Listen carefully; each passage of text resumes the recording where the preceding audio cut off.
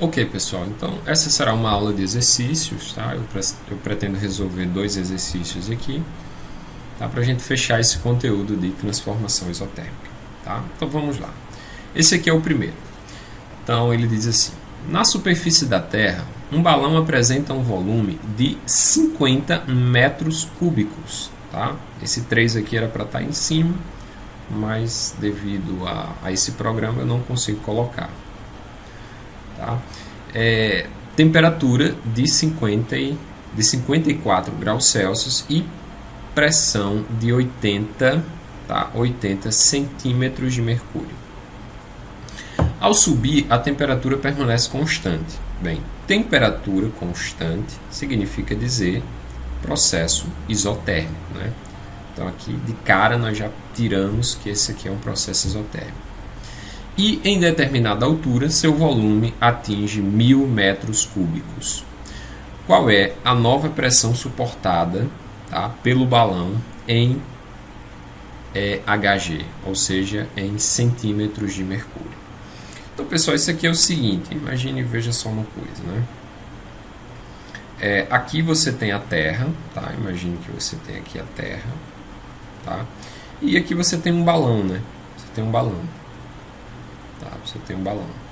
Acontece que sobre a Terra nós temos o que? Nós temos toda a atmosfera, né? Toda a atmosfera terrestre está aqui, ó.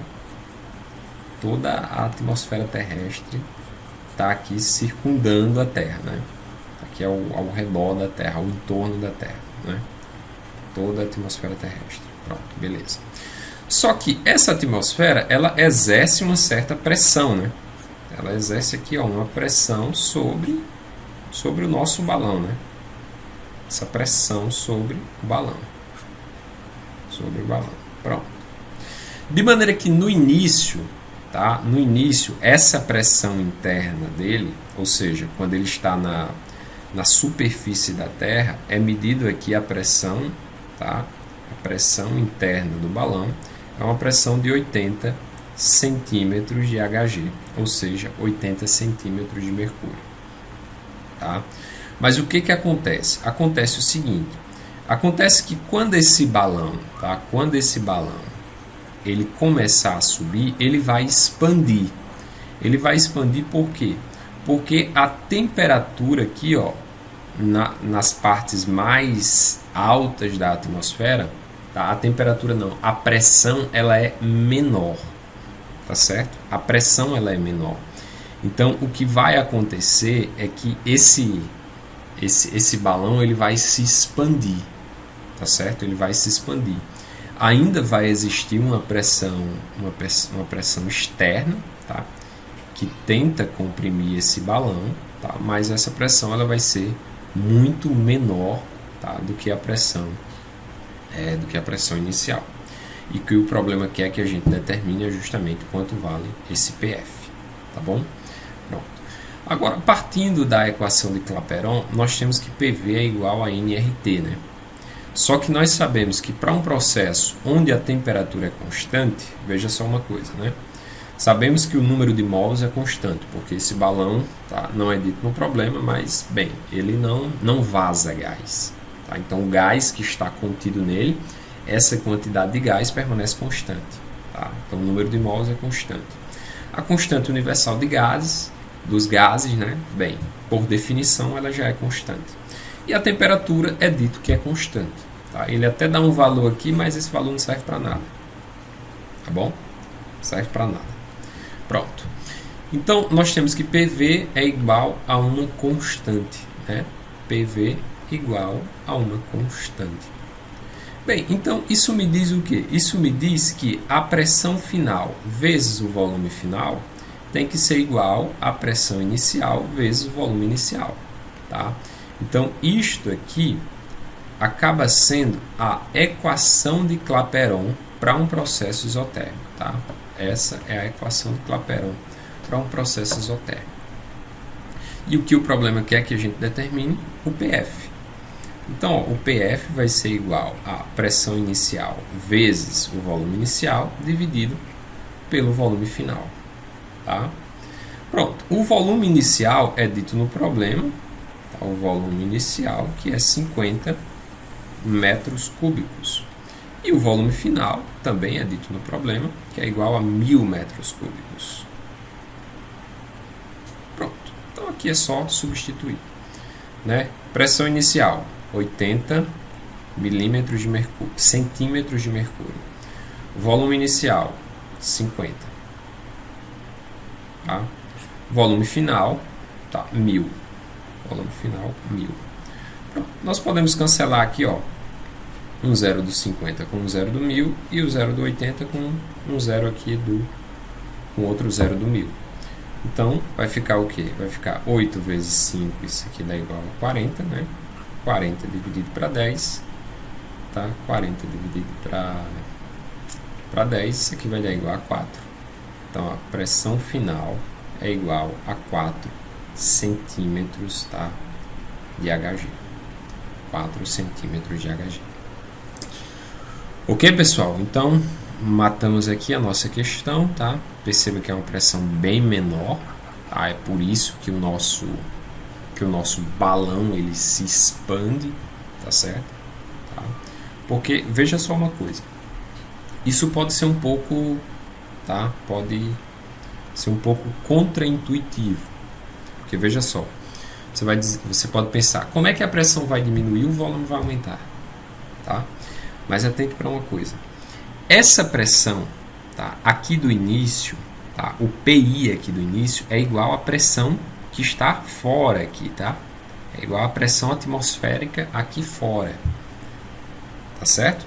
Naturalmente, quando essa pressão vai diminuindo, a pressão que comprime esse balão, ela vai diminuindo, então a bola, tá, ela vai se expandindo, ela vai ter o seu volume aumentado, tá? E quando ela aumenta o volume interno, o volume externo, esse volume ocupado pelo gás, naturalmente a pressão diminui. Então é por isso que o valor dessa pressão é 4 centímetros de Hg. Ok? Pronto, vamos para a próxima questão. Tá aí, pessoal, a segunda questão, tá? Seguindo a mesma linha da última. Então, vou ler aqui com vocês. Em algumas situações de resgate, bombeiros utilizam cilindros de ar comprimido para garantir condições normais de respiração em ambientes com gases tóxicos.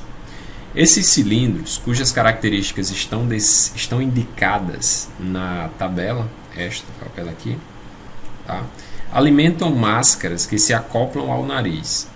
Quando acionados, os cilindros fornecem para a respiração a cada minuto, tá? Fornecem aqui, ó, a cada minuto, cerca de 40 litros de ar, a pressão atmosférica e a temperatura ambiente.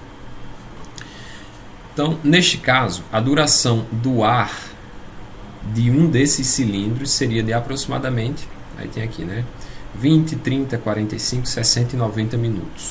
Tá? Então, o que é que ele quer saber? Bem, nós temos aqui um cilindro de oxigênio que possui um volume, tá? Volume de 9 litros. Esse aqui é o volume inicial do gás, tá? O volume inicial do gás. E onde esse gás está a uma pressão de 200 atm. Então, isso aqui é a pressão também inicial do gás. Tá bom? Pronto. Agora, o que acontece? Acontece o seguinte, quando o gás ele sai desse cilindro, ele se expande, né? Assim como, por exemplo, quando você usa um aerosol, tá? Em spray. Quando você aperta que sai aquele gás, ele se expande. Então, quando ele se expande, tá? Essa temperatura aqui, essa pressão ela diminui, tá? Ela fica igual à pressão atmosférica, tá certo? Fica igual à pressão atmosférica, tá? E é dado também que esse cilindro, tá? Ele, digamos assim, ele vaza 40 litros de ar, tá? A uma pressão de 1 atm a cada minuto, tá certo? Então, se a gente souber quantos litros de oxigênio tem, tá, a uma pressão atmosférica, isto é, quantos litros esse oxigênio ele vai ocupar quando ele vazar, tá certo? Quando ele sair completamente do cilindro, tá? se a gente souber quantos litros ele vai ocupar a uma pressão, a 1 atm, então nós vamos saber qual será a duração desse cilindro. Tá bom? Pronto. Então, ó, vamos lá. Vamos partir aqui da equação de Clapeyron, né? Então, nós vimos no exercício anterior que nós podemos escrever a equação de Clapeyron assim, ó. PF, VF é igual a PI, VI. Tá? Isso aqui é a equação de Clapeyron para um processo isotérmico. Então, o que nós queremos saber é o que? É o VF. É o quanto de volume esse gás vai ocupar, tá? A uma pressão de 1 atm. Então, VF é igual a... Então, isso aqui, ó, PI vezes VI, dividido aqui por PF. Então, qual é a pressão inicial do gás? É 200. Então, vai ser 200 vezes. Qual é o volume inicial do gás? É 9. E qual é a pressão final do gás? É 1. Então, vai ficar 200 vezes 9, que dá 1.800. 1.800 dividido para 1. Isso aqui vai dar um volume final de 1.800 litros. Tá? 1.800 litros, tá? De oxigênio, tá? A 1 atm. A uma pressão de 1 atm. Certo? Pronto. Então, isso aqui é a resposta? Não. Óbvio que não, né? Só que já é o início. Porque o que é que nós sabemos aqui? Nós sabemos o seguinte. Nós sabemos que 40 litros, tá, de oxigênio vazam em 1 minuto. Então, quantos minutos, tá, levará para vazar 1.800? Que é justamente a quantidade de... Tá, o volume que esse gás ele vai ocupar quando ele sair completamente do cilindro, né? Então, vamos dizer que seja X. Então, fazendo aqui meio pelos extremos, vai ficar 40 vezes X, que dá 40x, igual 1.800 vezes 1, isso aqui dá 1.800. Então, ficará x igual a 1.800 dividido por 40, né? Corto um zero com zero, vai ficar 180 dividido para 4. Portanto, x é igual a 45, neste caso, minutos. Portanto, ó, 45 minutos é o que? É a duração, tá? Marcamos aqui a letra C. É a duração, tá, desse cilindro de oxigênio. Tá ok, pessoal? Bem, então é isso. Então fiquem com Deus. Qualquer dúvida que vocês tiverem, por favor, entrem em contato comigo pelo WhatsApp. Tá? Valeu. Tchau, pessoal.